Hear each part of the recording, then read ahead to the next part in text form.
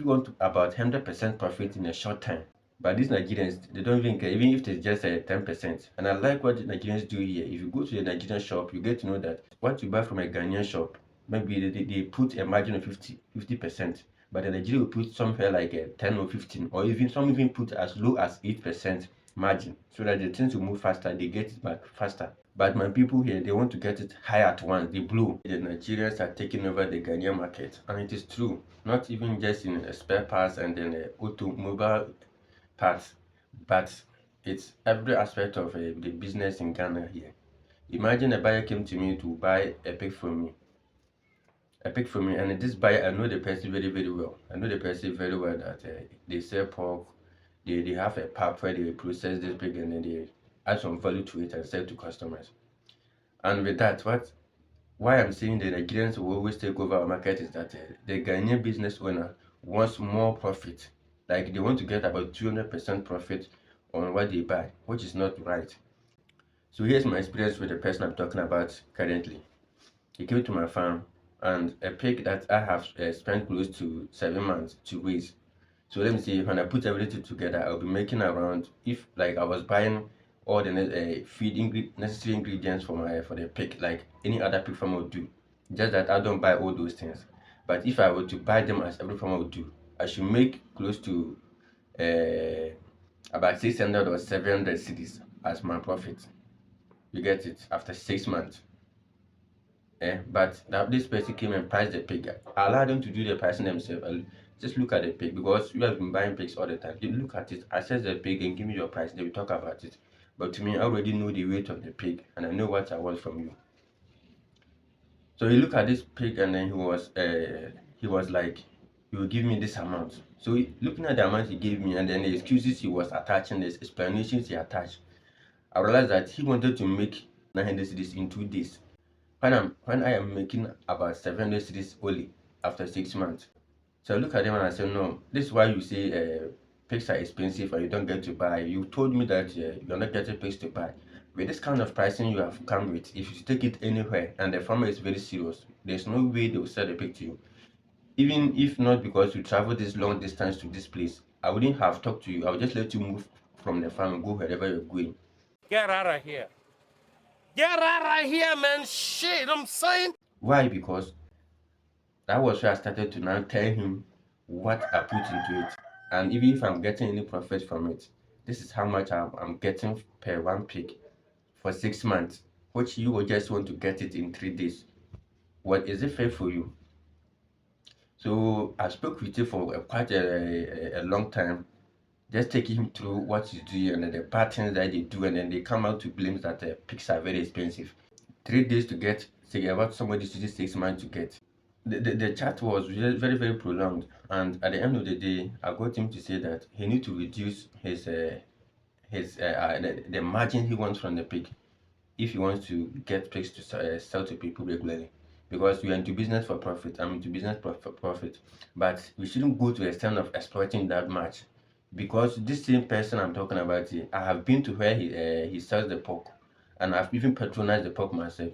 Because that's one of my what I like to do. I like to go to where they sell the product I am into, my line of business, and I patronize them to see how they are selling them and how much they will make from a particular pig.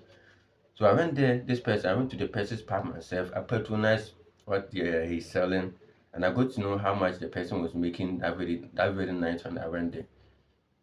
So I told him, if he remembers, there was one time I came there to buy, and I introduced myself that I have this place over here. So anytime he wants to buy, he can get close to me. And they say, yeah, yeah. I say, yes. Remember the quantity of pork you sold to me that day for this amount? That was it. He said, oh, yeah, but they started to calculate a lot of ingredients, salt. I said, no, it shouldn't be that. Because you just use three days to get 900 cities. When the person is using 6 months to get the same amount. And then you come back and say it's expensive and you're not getting pigs to buy. Wherever you go, the pig farmers try to be stubborn. They don't want to sell to you. I say because you want cheap things, and cheap things, there's no way I'll also dash it to you like that and run at a loss. How do I sustain the farm? So I need to also cover my cost and ensure that it runs smoothly. So if you come here, the pricing I'm giving to you, even if I'll do something, it's just a little thing I'll do to ensure that you you can get something to cover your cost from the farm back to your pub. That's all I can do for you. But to go beyond such that I'll run at a loss, it doesn't happen. So with this, what I'm trying to tell my Ghanaian pig farmers here is that don't let desperation set in when you are selling your animals. If you let these buyers know that you are very desperate to sell your animals, they wouldn't respect you at all, and they will start to devalue your products on the farm. The farm is yours, it's not for them. If you don't sell, they don't get it. So don't let them come and then give you unnecessary pressure and do some assumptions that you don't even understand. Logically, if you even put these things together, they tell you, it doesn't make any sense. Okay, but I've also seen that most of these pig farmers in Ghana here, they look very desperate because one, they didn't learn about how to market their product. They only heard about pig farming being profitable and they jumped into it. So now they have about 50, 70 pigs available for market. They don't know anybody to take it to. So they contact anybody at all. The person comes there, tries to tell you some stories. And because they also are in need of the money, they give it to them like that. And then within 2, 3 years, these farms are out of business. They collapse. And you see them converting the farm to poultry farms and other things you don't even think of. And the second reason why people also like try to sell the animals very cheap is that they don't calculate the cost. If you know how much you put into raising these animals before you sell them, you wouldn't make a mistake to even reduce your cost or your price. Calculate all the ingredients you buy, even your time, even if you're not including your daily work hours, you are not paying yourself for that. Just calculate the ingredients you use, the transportation from the feed shop to your shop and to your farm, and all other things that you do for these animals. You need to put all these things together. If you have the records intact, you get to know that you're not making any profit with the pricing you're giving. If you do this, they'll keep patronizing you until you're out of business. That's one thing you need to get to know. If you're cheap, people always patronize you like that until they exhaust your farm and you are finished. And then those with that patience and determination to move on, they will now price higher and get what you have lost. They get it into theirs. That's how the thing goes. If you lose, I don't have to lose. And make sure whatever you have lost, I get it back. But I'm not giving it to you. I get it for myself. So ensure that before you even go to this big farming, ask the person how they do their marketing, how they get these animals out of their farm before you go into it to start big. Even if you are just starting, if you are starting with something small and you think maybe they don't really buy and you are doing some small slaughtering maybe once a week, you can even sell your animals. It's fine. And then you'll be learning from there. But don't just come because you have the finances. You come, you enter into it, or you dip both feet into the water, and then you are getting drowned. And you are calling people just to gift them your animals. It's not. It shouldn't be done that way. I always want to see people who enter into this big farming thing do well, and they so keep going for a very long time. At least 10 years, you should be going. But here's the case: somebody enters within next year, the person will call you, be giving you excuses. They want to divert into this aspect.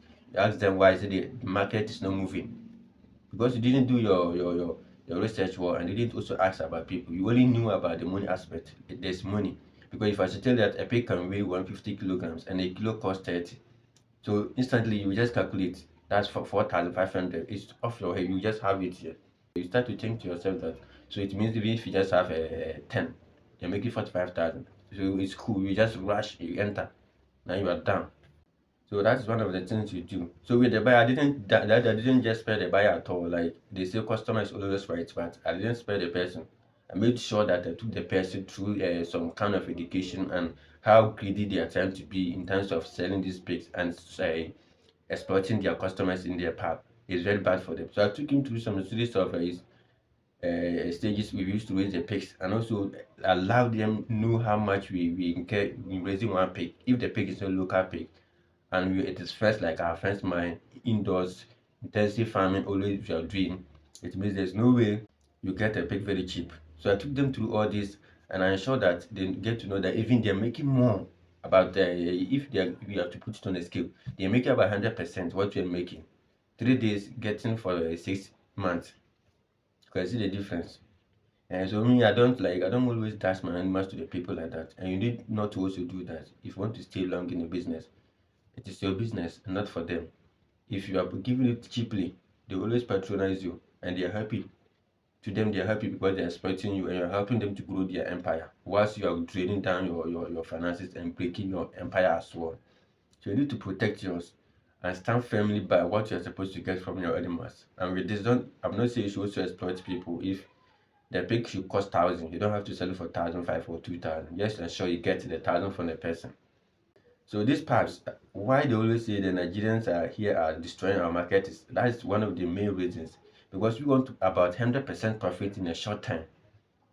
But these Nigerians, they don't even care, even if it's just a 10%. And I like what the Nigerians do here. If you go to a Nigerian shop, you get to know that what you buy from a Ghanaian shop, maybe they put a margin of 50%, but the Nigeria will put somewhere like a 10 or 15, or even some even put as low as 8% margin, so that the things will move faster, they get it back faster.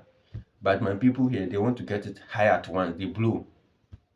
They're blowing more than the pig farmers. So you don't let them blow. Tell them that you are growing together. If they want to go long, they should all grow and evolve.